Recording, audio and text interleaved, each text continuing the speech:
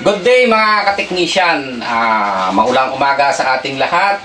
Good day sa ating mga basher. Ayan, tutuloy ulit natin yung ating trabaho dito. Hindi tayo makalabas sa ating home service dahil medyo hindi safe sa ating mga technician. So ako nag-cancel din ako ng lakad. Kaya dito lang muna tayo sa bodega natin, sa ating shop. So ang gagawin natin ngayon ay itong isang 3-tonner na ayan, 3-tonner. Hindi ko alam may eksaktong brand na gumamit nito. So, ang gagawin natin ay power supply. Dahil itong board na ito, hindi na to available sa market. Eto, kaya option natin is repair na lang. Putok ang regulator nito. Ayan o. And doon sa kabila, yung line ng ating board ay pumutok na rin. Ayan o. So, susubukan na lang natin kung kakayanin pa natin patinuin itong board na ito. Ayan. Okay.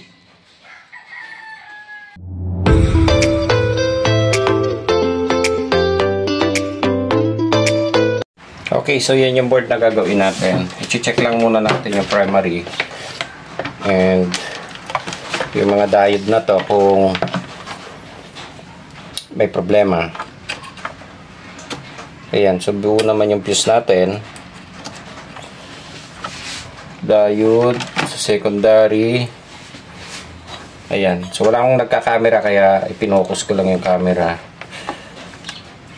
Okay, so okay naman yung mga diode. Ayan, okay naman yung mga diode nya. Tatanggalin na lang muna natin siguro tong, hihiwalay ko siya para mas madaling kumilos.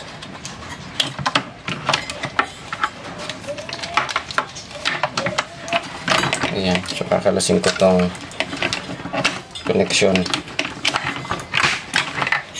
So dito wala naman tayong ibang nakita pa na problema sa board na isa, yung main PCB. Yung main PCB kasi yan yung, ito lang yung tinaanan ng input. So dito yung supply line in neutral. Ito, makikita nyo, dito lang yung dumaan, yung dalawang line, ayan o, yung line natin, direkta yan.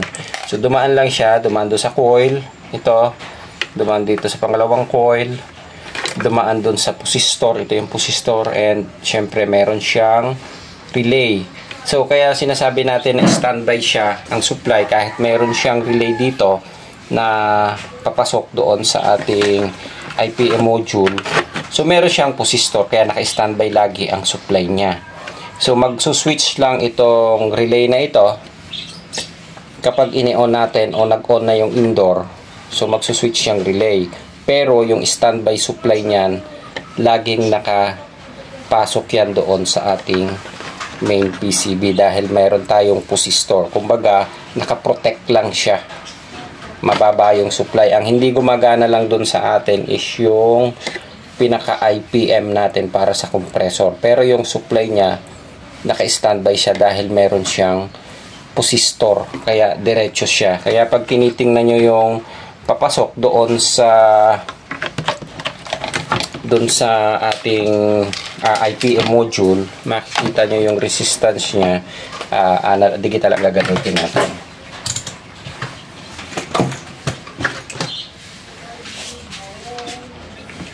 Ayan. So, naka-resistance tayo.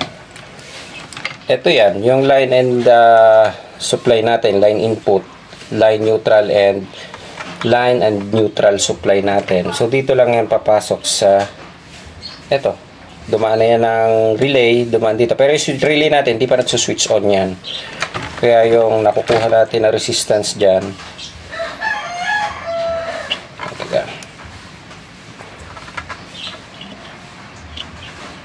Ayan. So, 44.1 ohms.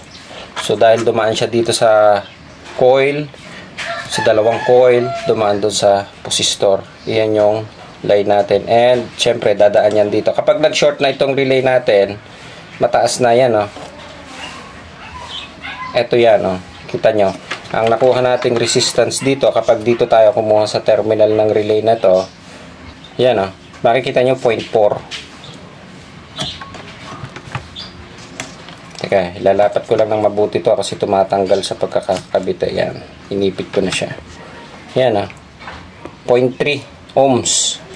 Pero pag tumawid yan dito sa relay, syempre magkakaroon siya ng mas mataas na resistance, 44. Kasi ang nakasusukat na lang natin na 44 ohms na yan ay dumaan doon sa coil, dalawang coil, and dumaan doon sa resistor na tinatawag natin. So kapag nag-switch yung relay, ang makukuha yung resistance dyan, ito na lang yan, 0.3 ohms. Okay, so lipat tayo ngayon doon sa ito, yung neutral supply. Ito, direkta na to. Ito na yung line. So titingnan nyo lang dito kung alin yung N out ang nakalagay dyan, neutral out. Yan 0.4, 0.3 din. So parehas din siya doon. So yung sa kabila wala, kasi dadaan pa siya sa ito yung line, ito yung neutral line. Ayan 0.3. Okay, ayun. So yung supply simula dito sa line at saka sa neutral, diretso lang yan doon sa ating IPM module, yung isang board na tinanggal natin. Okay, kaya naka-standby ang supply niya dahil meron tayo nito, yung resistor kung tawagan natin. Ito yan Then saka pa magsuswitch yung relay. Pag nag-switch yung relay, bababa na yung resistance natin. So yun yung supply na papasok na doon talaga na direkta sa IPM. Pero yung standby supply natin, yan yung naka-standby sa atin na hindi natatanggal. Ayan, ito yan. Ito yung power supply. So diretso yan dito. Yan. So ito yung pumutok na, tatanggalin ko lang muna itong pinaka-regulator na ito. Yan. So yung supply niyan dito, yung sinasabi ko sa inyo, ito yung pinagdaanan ng line in neutral natin doon sa tinester natin kanina. Papasok lang yan dito sa IPM module natin. Then diretso yan dito. Kahit hindi nagsuswitch yung relay, meron pa rin siyang 44 ohms na resistance, kaya hindi namamatay ang power supply natin. So yan yung naka-standby dito sa ating power supply na ito. Yan. Kaya mapapansin nyo, ito yung pumutok, yung regulator, dahil malamang nagkaroon ng possible is nagkaroon ng fluctuation ng kuryente, or maaring sa sobrang tagal na hindi naka-off. So kadugtong ito ng nilabas natin, hindi naka-off sa breaker o hindi naka-off ang supply, naka-standby lang siya lagi dito. And ayun ang nangyari, pumuputok siya, nagkakaroon ng damage. So medyo na-minimize o nababawasan ang problema natin kung sinasabi nga natin ay naka-shutdown ang unit kung hindi ginagamit ang aircon. So kung sinutdown natin, kahit magkaroon ng fluctuation ng kuryente, yung supply na papasok dito sa ating standby power, nakakat siya, wala siya supply. So kahit natamaan ng kidlat yan or something na bahain man siya, masasabi nating magiging safe. Pero kung katulad niyan, madakas ang ulan ngayon, may kulog, kidlat na tumatama, ang supply natin is hindi natin masabing nakapix, taas baba dahil nasa panahon natin. Ayan. Saka syempre doon sa mga gumagamit, hindi natin alam yung demand ng kuryente, minsan kinakapos or minsan sobra naman. Kaya nangyayari, yung pumapasok natin dito sa input na to, maaaring taas baba, minsan namamatay or nagkakaroon ng brownout, biglang pasok ng kuryente. Yun, kaya ang nadadamay sa atin is yung power supply. Okay, so mapoprotektahan siya kung hindi tayo or binaba natin ang ating supply or isinutdown natin ang breaker. Ayan. Okay. So doon sa board, nakita na natin ito, yung pumutok na supply, galing yan sa capacitor. Ito yung capacitor natin, yung tatlo. Ito yung supply na dinaanan. Ito yung positive. Positive ang pumutok. Tingnan ko. Okay, positive nga ang pumutok. Ito yung line ng positive. Ito, makikita nyo. Halos nadukal siya. Oh. Ito. Oh. Yan. Yan yung papasok doon. Nagkaroon ng short ang regulator, kaya pumutok yung ating line na ito. Susubukan natin i-remedyo kasi medyo makamahalan itong board na to. Saka out of stock na siya. Hindi pa natin alam kung makaka-order tayo nito. Kaya ini-option natin sa repair muna. Kung walang available na board, yan dating i-option natin ang repair. Okay, so tatanggalin ko lang muna yung regulator.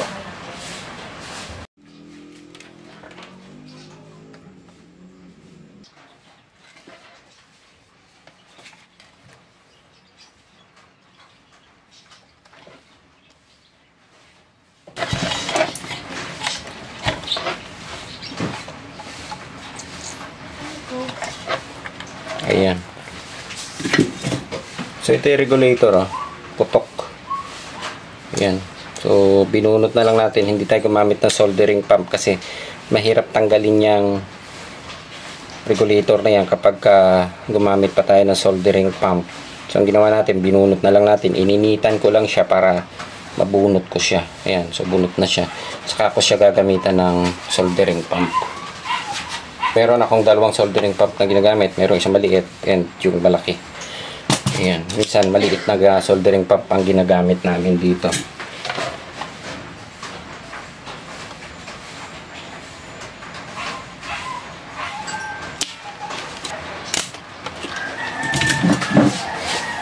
Ayan. So natanggal na natin. Nabutas na. Yun. So may papasok na natin yung IC. Ayan. So lilinisan ko na lang muna siya bago kay kabit yung IC natin. Dahil ito yung putol na linya, idudugtong na lang natin yan, no? Hanggang dito yan yung naputol. Ito. So lalagay na lang tayo ng wire papasok doon sa positive ng capacitor. Ito yung positive ng capacitor, ha? Pasok doon. Yan. Ito. Tuklapin na natin ang diretso ito. Yun. Hanggang dun. Ito.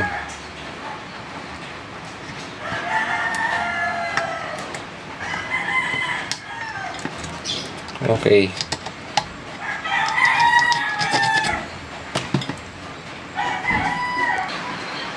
Okay, so sa paglilinis natin, ang karaniwang ginagamit na panlinis na lang natin is yung ganito, lacquer thinner.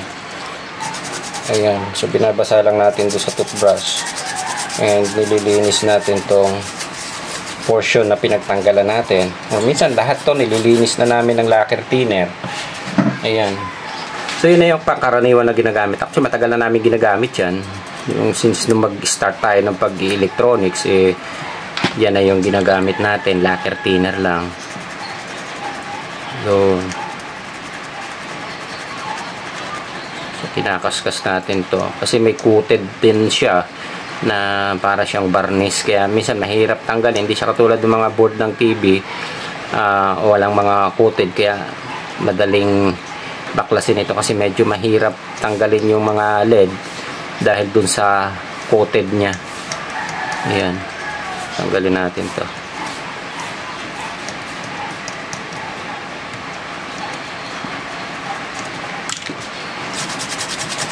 Ayan, medyo malinis na.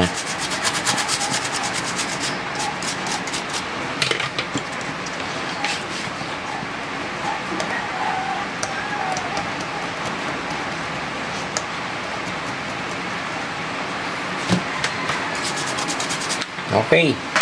Ayan. So bago natin ikabit yung pinaka-regulator natin, syempre, do-double check lang muna natin yung mga diode. Ayan, so ang gagamitin ko digital na lang para makita natin yan. Sinet ko lang sa digital, ay sa diode yung ating tester. Ayan, okay, so nakikita naman siguro ito. Adjust pa natin ng konti. Yan, okay. So nakaset tayo ng diode, yung tester natin. I-check nyo lang, siyempre primary and secondary. Ayan, so buo yan pagka ganyan, nakikita nyo. Yan. Reverse lang natin. Yan. So buo yan. Pagkaganyan. 0.3. 0.3, 0.4, 0.5 hanggang 0.8. Usually yan. Silicon at germanium. Yun yung pagkakaiba ng dalawang diode. Ayan, 0.4. So buo rin yan. Check lang muna natin kung may mga shorted. Ayan. So pagkaganyan nakukuha nyo, usually wala kayong shorted sa secondary supply.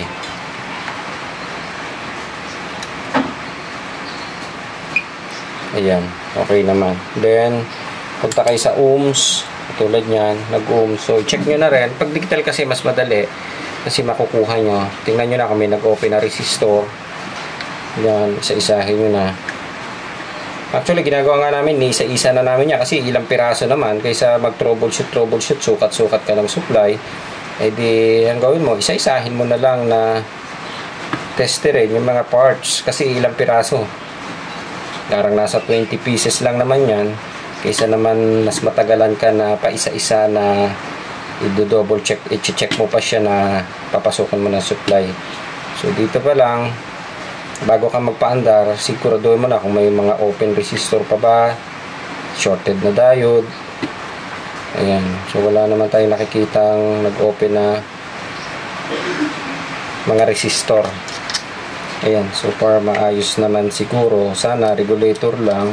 Dito wala namang ibang putok. Capacitor, pwede naman siya i-check. Pero usually ang capacitor, common na yan. Once na may nagkaroon ng damage yan, nagkakaroon ng lobo o umuumbok yung ibabaw. So wala naman tayong nakitang ganyan.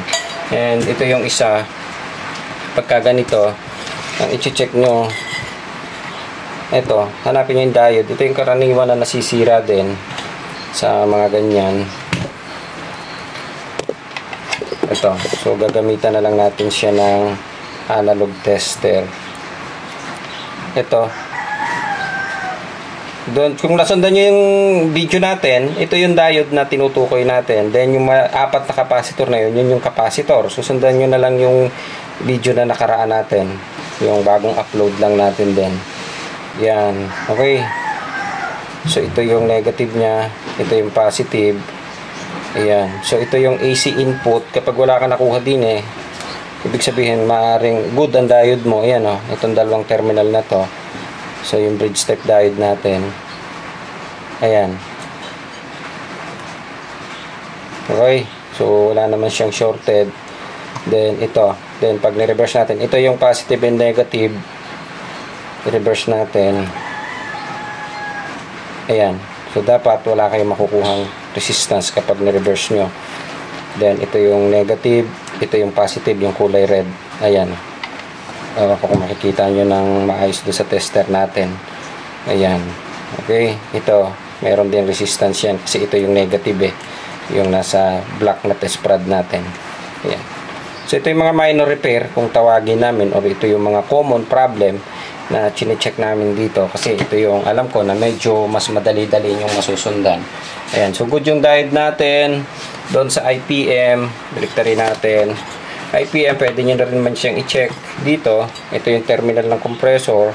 So, teka, lapit natin. Tingnan nyo na rin kung nagkaroon ng short. Baka mamaya, i-check nyo. Gawa nyo na nga yung power supply. Tapos, sira naman pala yung IPM nyo. So, useless. Ayan. So, wala namang shorted dito sa output. So, malalaman na lang natin yan kapag napaandar na natin. Yung sa fan motor naman, ito yung output ng fan motor. Ganon din yan. IPM na rin ang ginamit. So, dito, makikita nyo na rin kung nagkaroon ng shorted dyan. I-tester nyo. X1 ang ginagamit ko sa analog tester natin. Ayan. Iti-tester nyo lang tong terminal na to. Ayan. Okay. So, wala naman. So, ito ay DC ang fan motor. Kaya makikita nyo, mayroon siya ditong IPM. And bukod pa yung IPM na para dun sa compressor natin. Itong IPM na ito ay para sa fan. Ito para sa compressor. Then, yung nasa gitna, yan yung diode natin. Okay. So, ikakabit na natin yung regulator ngayon. Ayan, so ikakabit na natin itong regulator na to. Medyo mahirap lang magpasok. Ayan.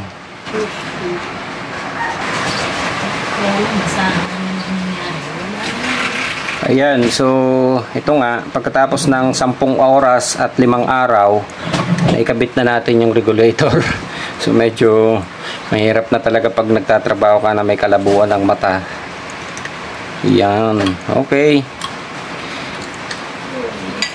Sa chicks lang tayo malinaw ang mata oh. Okay. Ayan. So naikabit na nga natin. Ihihinang na lang. Nagbilisan nga yung trabaho dyan. Yun, nagre-reklamo na si Inday. Okay. Ayan. So, hinang na tayo.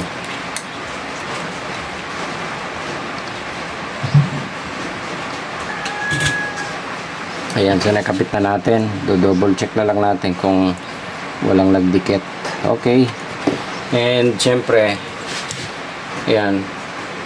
Bago natin i-check ulit, lilinisan natin ng lacquer thinner.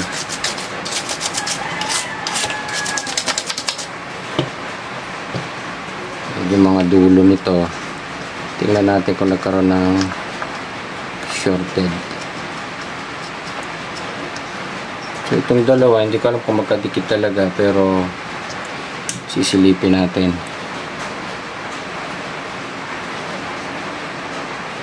Okay.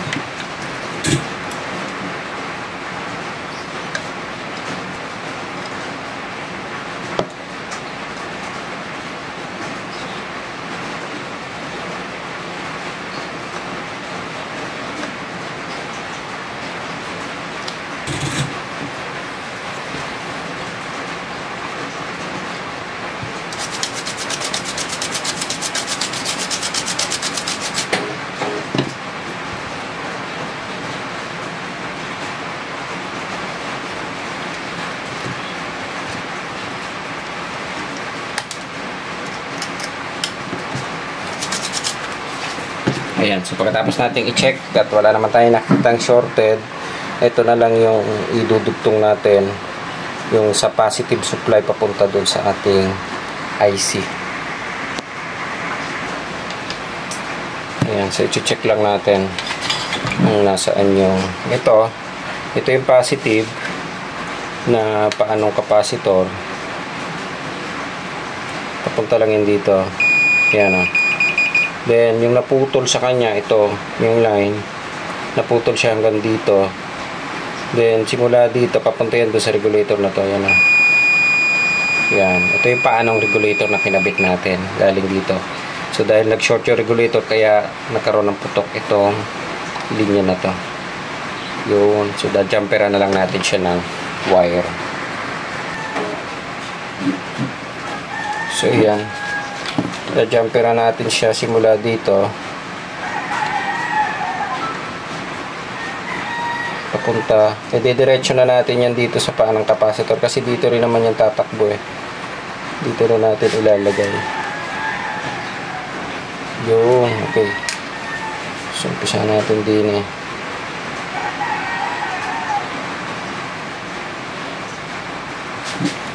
papunta doon sa capacitor.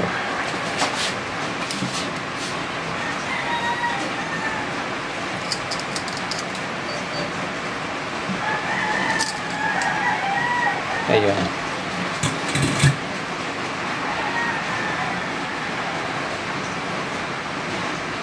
Okay. Ayan na. So, ito lang yung pinuntahan yan. Simula doon sa capacitor natin, papunta doon sa paanang, yun o, papunta ng ating regulator. Yung negative, dito rin yung pumunta.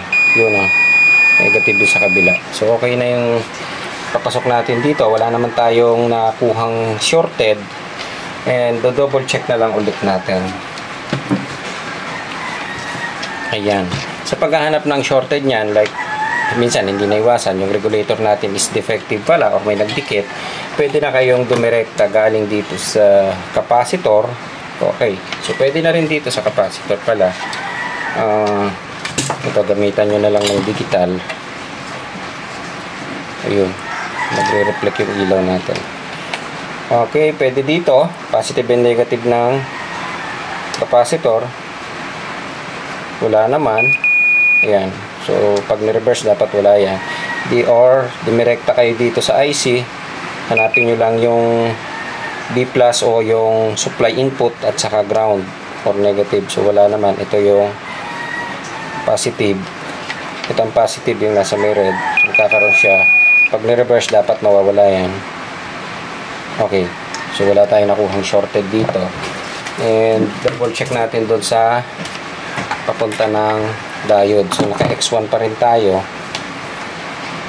Ito yung diode natin. Ayan. So, reverse. Okay, so wala naman tayong nakuhang shorted dito sa diode, wala rin dito sa part ng capacitor. Doon sa area ng section ng power supply, ito yung sinasabi natin, kasi section by section yan. Kapag tinitigan nyo kasi ang board, akala nyo is medyo malilito ka, pero kung alam mo yung section by section, hindi ka naman magpo-focus. Like ang problema natin nasa power supply, so ang focus mo, ito lang yung section ng power supply. Ayan. So, hindi ka pupunta doon sa part ng IPM or something. So, i-check mo lang siya kung may shorted. Ayan. So, nandito naman, makikita mo naman kasi ito yung mga output supply. Ayan, meron 12 volts dito, merong 5 volts. Ayun. So, makikita nyo na yan dito. Okay, doon sa iba, wala yan. Pero, makikita nyo naman kasi yung like capacitor na ganito is yung supply niya is papunta doon sa power natin o yung standby power supply natin. Para makita nyo yung section by section. So, aralin nyo na lang kung paano yung flow or yung itsura ng power supply natin. Ayan. Okay. So, papaanda rin na natin siya. So, ayan. Assemble muna natin. Kinabit ko na itong ayan. Yung main PCB natin para mapaandar natin. Okay. Lagyan natin siya ng cord. Dito na natin kakabit ang cord. Ito yung pinaka sinasabi natin na laging naka-standby na supply yan sa line in neutral. Ayan. Okay. So bago syempre natin paandarin, double check nyo ulit kung may makuha kayong shorted dito. Ito, terminal na to ha, or ito yung papunta ng breaker. So tinerminal lang natin, lagyan lang natin ng AC cord. Ayan. So, sa X1, wala naman tayong nakuhang shorted na. So, I think pwede na natin siyang paandarin. So, kakabitan ko lang ng reactor to. Tingnan natin kung magkakaroon na ng supply. Yun. Okay. Wala naman tayong nakita ng shorted. Okay, pipe.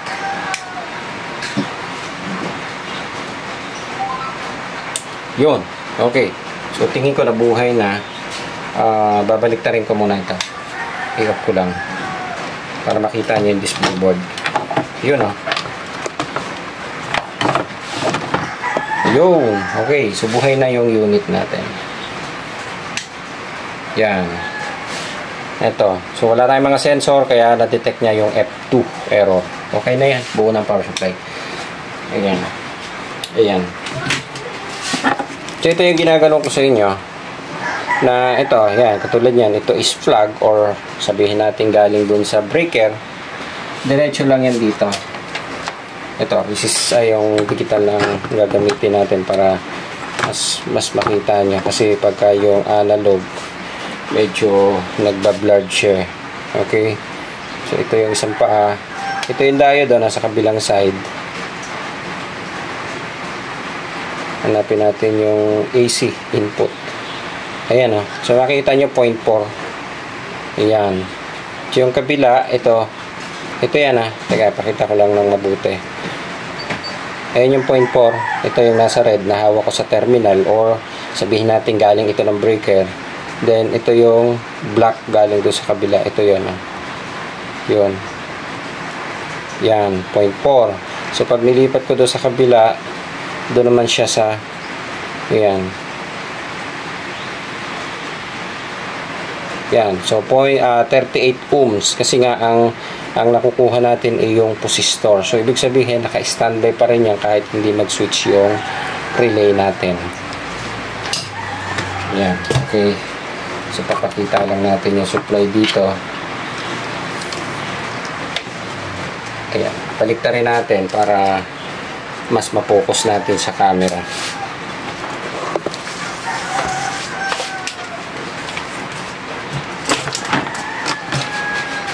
Punta tayo doon sa AC para makita nyo. Yung AC supply na hinahanap natin kanina, dito lang yung tatakbo sa diode na ito. Ayan o, 232. Tapos ang D plus natin, punta ka sa DC. o yung B+ or positive and negative supply natin. Unregulated yan ha. Yan. So nakuha natin 216 unregulated. Okay. So ito na yung ni-repair natin na power supply section. Ito yon, no. Ito yung 5 volts. Ayan, no. Negative 4.9. May blurred pala, no. Ayan, no. Okay. So okay na siya. May nakalagay naman yan dito kung alin yung supply output niya. I-off na muna natin. So doon sa ating board, makikita nyo, nag-indicate siya ng E1 error. Yan, o, E1. So dahil wala tayong indoor unit o indoor board na ikinabi. So, pinaandar lang natin. Ayan. So, okay na yung power supply natin. For actual na lang ito doon sa mismong unit. Ayan. Ayos.